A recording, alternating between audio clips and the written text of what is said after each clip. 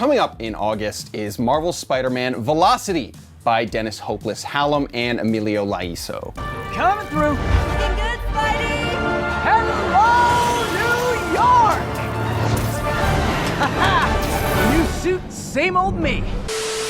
More like new suit, newer comics. Anyways, welcome back, true believers and all you spectacular Spidey fans, to another very exciting Spider-Man PS4 related video. And if you're wondering why I'm not showcasing any footage related to the advanced suit or any pictures of the advanced suit within the thumbnail, it's because this news directly revolves around one of the specific suits in the game of the Velocity suit. So if you do recall, the Velocity suit was one of the 3 major pre-order bonus costumes that you could receive if you did manage to pre-order Marvel's Spider-Man. Not only was this a major deal at the time because it was directly one of the biggest aspects of Spider-Man PS4's showcase at last year's San Diego Comic-Con, but it's also one of the few original Insomniac game suit designs within Spider-Man PS4 entirely. And even though I'm not the biggest fan of the Velocity suit, similar to how I am with the Advanced suit, I still very much appreciate its original and unique design. Plus, seeing how the primary designer for the Velocity suit is none other than famous Marvel artist of Adi Granov, who mainly specializes in Iron Man armor, you can definitely see a major resemblance to that within the Velocity suit's design. So in short, alongside with the Advanced suit, the Anti-Ox suit, and a couple more, the Velocity suit is one of the primary original costumes that Insomniac was able to craft in collaboration with Marvel Games. But as for the biggest amount of news that we could ever expect relating to one specific costume in the game is actually the shocking fact that the Velocity suit is going to receive its own standalone spin-off comic book series. So just like how Marvel's Spider-Man City at War is its own unique adaptation of the standard Spider-Man PS4 story, the same exact thing is going to happen with the entirety of the Velocity suit within Spider-Man PS4's universe. And the comic book related to the suit itself will in fact be titled Marvel's Spider-Man Velocity. Now, even though making a comic directly based off of one alternate costume may seem a bit weird, it actually is interesting because it seems like they are trying to make it canon within the Spider-Man PS4 universe's story, as well as expand upon the universe overall. So just like how City at War gave us some really interesting perspectives of characters like Otto Octavius, Mary Jane, and Miles Morales, as well as showing us a cool new Spider-Man villain within this game's universe of Swarm, some very similar stuff is going to occur within this unique comic of Marvel's Spider-Man Velocity. And if you go on Marvel's website, they do fully break down as to what the main issues of this series will entail, specifically what is going to be inputted within the first one. And just like how City at War is essentially a mini-series, seeing how it is going to receive a total of 6 issues, the same thing is going to occur within this series of Marvel's Spider-Man Velocity. And even though I'm not entirely sure how many issues this particular series will receive, but I do have a feeling it might be the same number of City at War with a total of 6. But with all that said, the main Marvel Gamerverse series of Marvel's Spider-Man Velocity is in fact being written by Dennis Hopeless Hallam with art by Emilio Laiso and cover by Scon. And as the article states, Dennis Hopeless Hallam continues the saga of the spectacular Spider-Man with an all-new story set in the Gamerverse. How and why did Peter Parker build the armored Velocity suit seen in the Marvel Spider-Man video game? Find out here. After the events of City at War, Spidey continues to balance his colliding worlds as he attempts to protect New York City against supervillains like Swarm, while reporter Mary Jane Watson delves deep into an investigation with legendary Daily Bugle journalist Ben Urich. Learn the never-before-told backstory behind the Velocity suit as unexplainable occurrences bedevil the city and our heroes come face-to-face with a poltergeist? Illustrated by Emilio Laiso with eye-popping covers by the inimitable Scon. You won't want to miss a panel of the first all-original story following up the worldwide hit video game. So even though that was a really short description as to what we can expect with this series, which is scheduled to launch sometime in August, there is a lot of really interesting details to unpack here. So to confirm, the story of Marvel's Spider-Man Velocity does take place after the events of Marvel's Spider-Man City at War, which if you're still trying to keep all up to date with that current storyline, as of this recording, there have been a total of 2 issues released, with the 3rd issue scheduled to come out on May 29th. And again, just like how City at War focused on certain storylines relating to the side characters of the main cast, such as that of Mary Jane, Miles Morales, and Otto Octavius,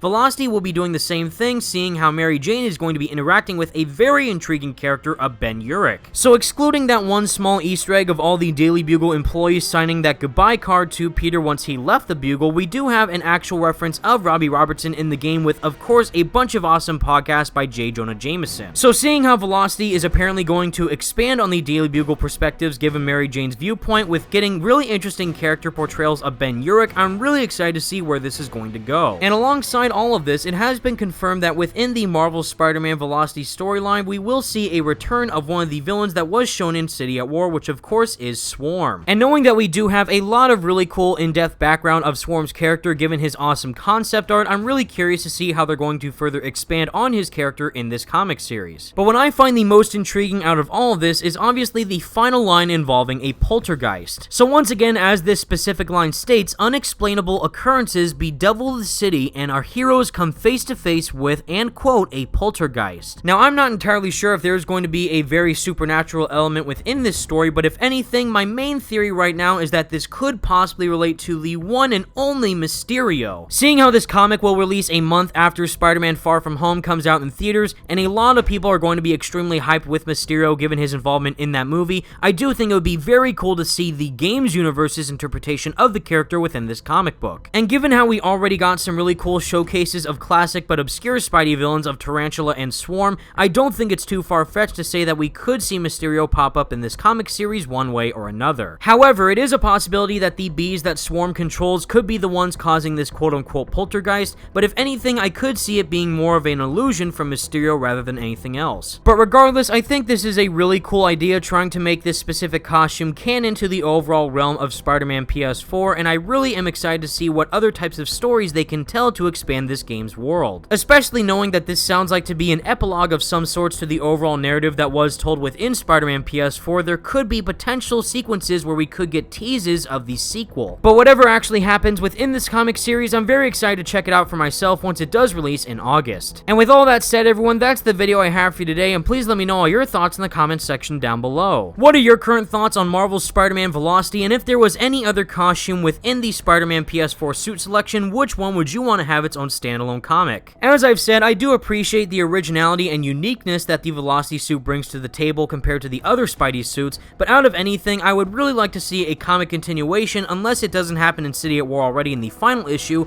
of a series relating to the Anti-Ox suit. Given that Peter built the Anti-Ox suit as a direct means to officially take down Otto Octavius, I think it'd be cool if we got a bit more expansion with that suit after the time Peter defeated Otto. Or for someone like me personally who loves collecting a bunch of Spider-Man merchandise, I wouldn't mind actually seeing a Funko Pop of some sort of this suit in action. But still, seeing that the Velocity suit is going to receive its own standalone comic book series, even though it's something I never thought would happen, is really interesting to say the least. And until it does actually come out in August, everyone, thank you all so much for watching, stay spectacular Spidey fans, and peace out.